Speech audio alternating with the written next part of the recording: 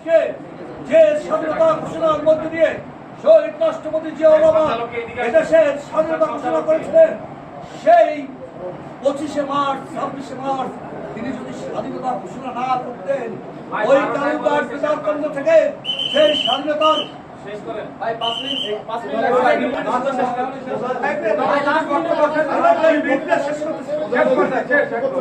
প্রিয় বন্ধুরা, আপনাদের আমরা কি দেখতেছি, শহীদ রাষ্ট্রপতি জিয়াউর রহমানের মৃত্যুবার্ষিকীতে আমি শেষ বক্তব্য একটু আলোচনা করতে চাই সৃষ্টি হয়েছে। আমরা শহীদ জিয়া এদেশের মানুষের গণতন্ত্র দিয়েছে, শহীদ জিয়া এদেশের মানুষকে বহুদলীয় গণতন্ত্র দিয়েছে, শহীদ জিয়া এদেশের মানুষকে উৎপাদন দিয়েছে, শহীদ জিয়া ব্যাক টু ব্যাক এলসির মাধ্যমে এদেশের গার্মেন্ট শিল্প শুরু করেছে, শহীদ জিয়া বিদেশের মানুষ রপ্তানি করেছে, শহীদ জিয়া গ্রামে গ্রামে ঘুরে খাল খনন করেছে। আজকে আপনাদের কাছে অনুরোধ রইল, আগামী দিনগুলোতে আপনারা মামলা খেয়েছেন, হামলার শিকার হয়েছেন, মারে থাকতে পারে নাই, এটি ঐক্যবদ্ধ করে এই নাজিরপুর থেকে স্লোগানে মুখরিত করবেন। ইনশাআল্লাহ এই অবৈধ সরকারের, দামি সরকারের পতন হবে। এই হোক আজকের দিনের অঙ্গীকার। আল্লাহ হাফেজ। শহীদ জিয়া অমর হোক, খালেদা জিন্দাবাদ, তারেক রহমান জিন্দাবাদ। নেতৃত্বে এই বিএনপি শহীদ রাষ্ট্রপতি জিয়া রহমানের শাহাদত বার্ষিকীতে বাধা হচ্ছে যে ব্যক্তির নেতৃত্বে, যে তিনি আওয়ামী লীগের সাথে আঘাত করে শাহাদত বার্ষিকী দর্শন করতে চাচ্ছেন। আপনাদেরকে বেশি কথা বলতে চাই না। যারা বিএনপির আহ্বায়ক যুগ্ম আহ্বায়ক আছেন, তাদের সামনে আপনাদের সামনে কথা দিয়ে যাচ্ছি, তাদের বিচার অচিরে জেলা বিএনপি করবেন। সংগ্রামী বন্ধুরা, শহীদ রাষ্ট্রপতি জিয়াউর রহমান এদেশে জন্মগ্রহণ না করলে এদেশে গণতন্ত্র আসত না। শহীদ রাষ্ট্রপতি জিয়াউর রহমান এদেশে গণতন্ত্র, বহুদলীয় গণতন্ত্র প্রতিষ্ঠিত করেছিলেন। আর সেই বহুদলীয় গণতন্ত্র এরশাদ সরকার স্বৈরাচার এরশাদ নস্যাৎ করে দিয়েছিলেন। আমাদের মা, আমাদের নেত্রী আবার ক্ষমতা অধিষ্ঠিত হয়ে সেই গণতন্ত্র আমাদেরকে ফিরিয়ে দিয়েছিলেন।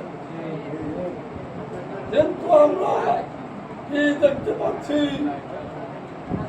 সেই আমার মায়ের দেওয়া গণতন্ত্র এই শেখ হাসিনাবাদের পায়ের তলে পিছে ধূলিসাৎ করে দিয়েছেন।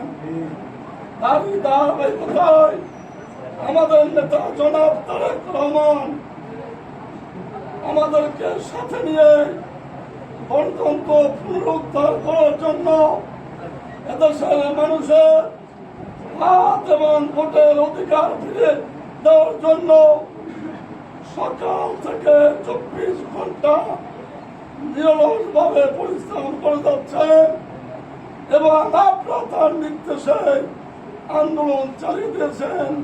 এবং এই আন্দোলন যতক্ষণ পর্যন্ত গণতন্ত্র ভোটের অধিকার না ফিরে পাবো, ততক্ষণ পর্যন্ত আমরা রাজপথে থাকবো ইনশাআল্লাহ। বন্ধুরা আমার, ভয় পাওয়ার কিছু নাই। আওয়ামী লীগ আমাদেরকে পুলিশ চলাচল দিকে থাকতে পারে না।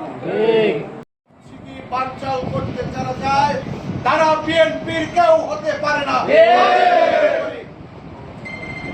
প্রিয় বন্ধুরা, যে নেতার জন্ম না হলে বাংলাদেশ সৃষ্টি হতো না,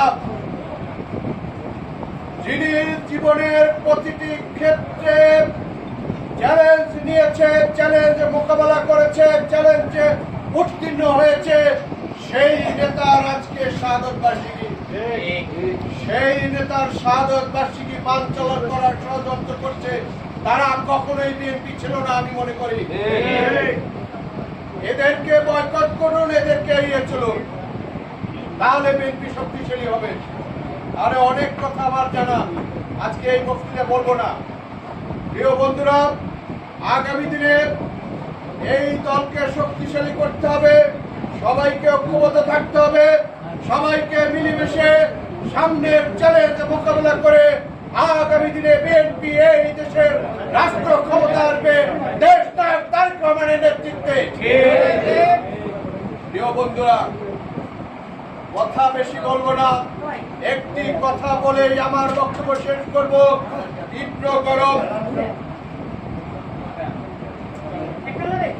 আজকে আমার মহান নেতা, আমার আদর্শিক নেতা, যার আদর্শকে ধারণ করে আমি আমার রাজনীতি করি, এই তপ্ত রাজপথে তপ্ততা মোকাবেলা করে আমি আমার সমস্ত চ্যালেঞ্জ মোকাবেলা করে রাজনীতি করি, সেই নেতা হচ্ছে শহীদ রাষ্ট্রপতি জিয়া রহমান।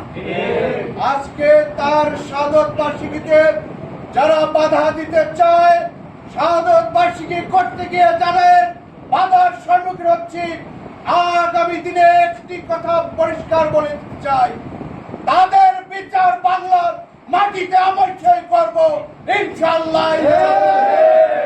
এ থেকে রেহাই হবে না।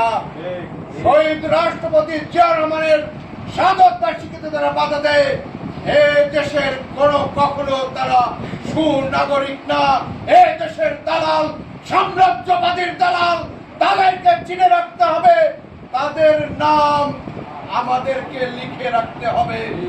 আগামী জিয়া রহমানের ৪৩তম মৃত্যুবার্ষিকী শাহাদত বার্ষিকী উপলক্ষে যে আয়োজন করেছি, এই আল্লাহ এই আয়োজনকে তুমি কবুল করে নাও।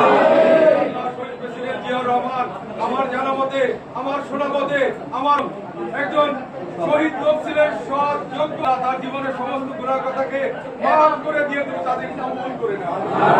হে আল্লাহ, হে রব্বুল আলামিন, তার সহধর্মিণী আমাদের দেশ নেত্রী বেগম খালেদা জিয়া খুবই অসুস্থ, হে আল্লাহ তুমি তাদেরকে সুস্থ করো।